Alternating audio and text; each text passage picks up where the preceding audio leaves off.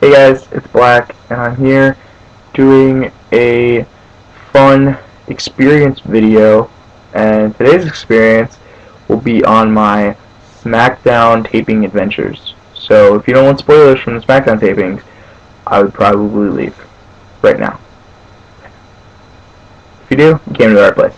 For those who don't know, I attended the Hershey Smackdown tapings this past Tuesday. And literally, I think about 3 hours before that, I got pleasant news that Blade Spinner 1 was going to be there. So, I met him for the first time in person, and that was fun, but let's get on to the experience. So, doors opened at like 6:15, and I was actually waiting for Blade Spinner in the parking lot, but my ride, who was my dad, he was like, no, let's head on in, you can meet him inside. I was like, alright, fine. And so we head inside, and I think it was very low attendance. It was bad. Because me and my father had 203 section in Hershey. If you don't know what that is, that's like up top. It's not the intermediate. It's up top. So before we walked upstairs, actually, we had a lady stopping us. And she brought us back down, she checked, and they had to take us to guest services. And while I was over there, I met Blade Spinner because he walked in the door as we walked on over. So I got to meet him and everything. But I got upgraded because there's so low attendance, they wanted to make it look like there's a lot of people. So they put me and my father over by the Titantron. And I had a perfect view of the stage, and I had perfect pictures. I'm probably going to post soon on Twitter or something. So if you guys actually want to know my Twitter, just message the YouTube account, and I'll give you my Twitter. But that was one big up of the night. And let's get to the taping results, in a sense, and what I thought of the match.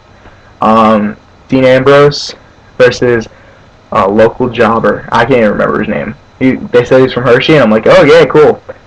And Dean Ambrose won. Actually, I was the only person there rooting for Dean Ambrose. I screamed yeah, and then the match ended. They walked him back, and then they start the NXT tapings, and that's when Johnny Curtis defeated Percy Watson, Caitlyn defeated Maxine, and Tyson Kidd. I almost said Titus O'Neil. Tyson Kidd defeated Mike McGillicuddy and Derek Bateman. I liked all those matches, actually. The Divas match, it wasn't... Oh, yeah, and Ezekiel Jackson and Greg Hulley defeated Kurt Hawkins and Tyler Rex. I really liked the triple threat match. A lot of Tyson Kidd's high offense. You could tell at one point, they might edit it out around, I don't know. He jumped from...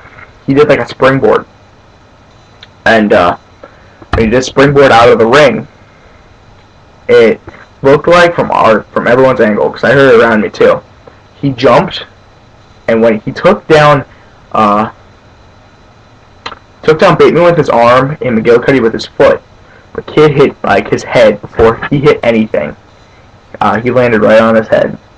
So everyone was scared there for a second, and then he stood up and screamed and started playing around with the fans. But I liked the NXT tapings. It was very nice because I still somewhat watch NXT. I read the spoilers, I watch it. So I like that. Then we had the One Superstars taping, which was the Usos defeated Jack Swagger and Dolph Ziggler. And I was talking to my dad before the match. I'm thinking, because they moved Pyro, and I'm like, oh, are they getting ready for like some amazing entrance? But Kane gonna walk out as an entrance, or Chris Jericho to come out and add Pyro, or Alberto Del Rio, I don't know. And the Usos actually have Pyro, because they did their thing, they did their dance, and then they just kind of like looked like they just about punched the ground, and boom! Everyone was surprised, but it was a nice match. Actually, I liked it. The Usos won with a schoolboy. I liked it, actually. It was really interesting because Swagger and Ziggler, I liked Swagger and Ziggler as a tag team, but I'm confused on why they had them on Superstars, and then they had Kofi and Truth on Smackdown. So, we'll get to that later. Then we hit the Smackdown tapings. They got everything ready, and out came John Laurinaitis. He got booed out of the building. CM Punk kind of just came out and saved that whole entire segment, because all Laurinaitis could say is, I'm not going to lose to Cena, this, that. Punk mainly came out and said, when you lose, we have a party bigger than Mardi Gras. It's going to party from Monday Night Raw to Friday Night SmackDown. And so, I liked that segment. And then John Laurinaitis mainly says, alright, Punk, you're going to face Kane. Alright. So I said to my dad, alright, louder pyro. Next match is Kofi Kingston and R-Truth versus, who did they face? Oh, Titus O'Neil and, what's his, Darren Young. There we go. We all did Kofi's pyro. And, that was really fun.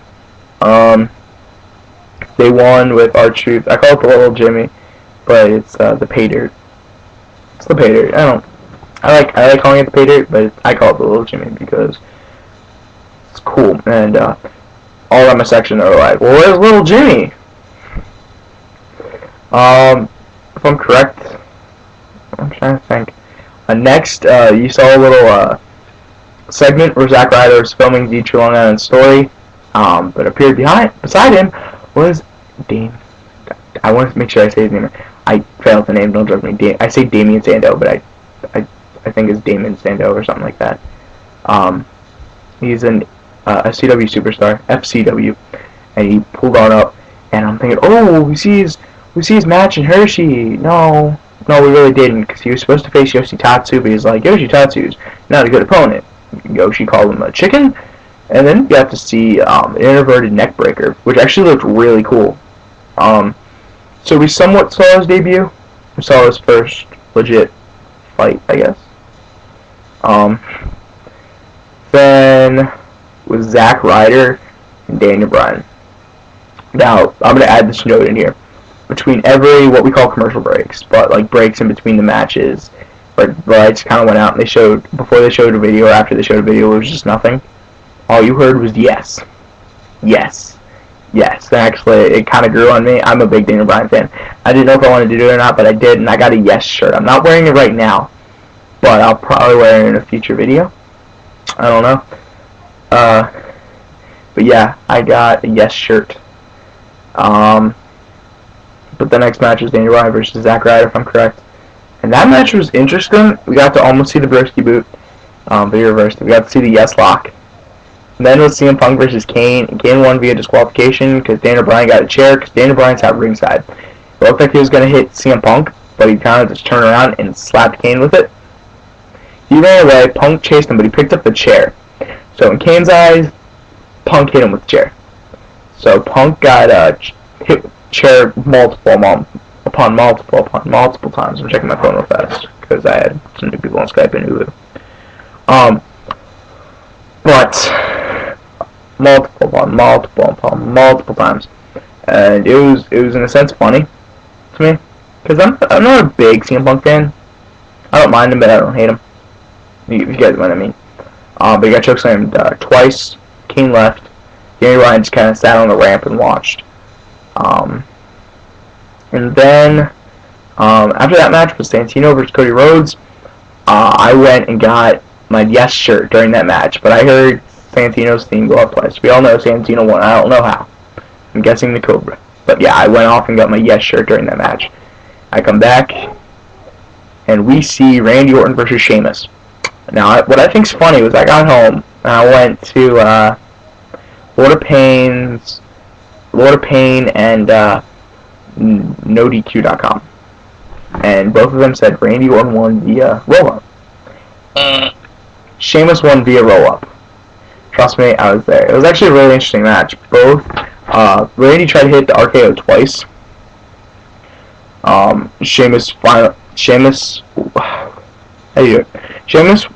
Randy went for the RKO, Sheamus went for the bro kick, and then Randy went for the RKO again, but failed, and then Sheamus rolled him up. But before that, Sheamus tried the Celtic Cross, the High Cross, whatever you want to call it. It was actually averagely a really good match. I liked that match of the night for me. And then, Brandon's like, yeah, shake hands. No, get RKO'd. And my TV just shut off. I don't care. No, get RKO'd mainly. And he got RKO'd, and boom went the Dynamite. Boom went the Dynamite, and out went Mr. Sheamus. And while he's recovering, shows ends, and then you get the dark main event. Daniel Bryan versus Sheamus for the World Heavyweight Championship. And that was really interesting because Sheamus wasn't even up yet. Like, he was still laying face down. Sorry. Your screen went dark there for a second. Was still face down on the mat. And, Daniel Bryan runs out. It's like, come on, ring the bell, ring the bell. And he was waiting for Sheamus to get up. Sheamus got up. And Daniel Bryan, like, threw him into a corner, did this, that, hit him with the yes kicks. I call them the yes kicks, but you know what I mean, the kicks. And then locked on the yes lock. Sheamus got through the ropes, stood up, and gave him a bro kick and pinned him. Ended the show with him walking around the ring, posing with everyone ringside. And actually, if you look close enough, you'll see Blade Spinner, because Blade Spinner was one of the guys that got his picture, or not really picture, but he got to touch Sheamus and that type of stuff. So that was really my Smackdown experience. I had a really fun time, and I'm actually thinking of taking the really long journey to Pittsburgh when it's time for Survivor Series, but we'll see if that happens. It's Black. Thank you all for checking out the video. Check out all our other videos, and I'll talk to you guys later. Peace. Get out of the light.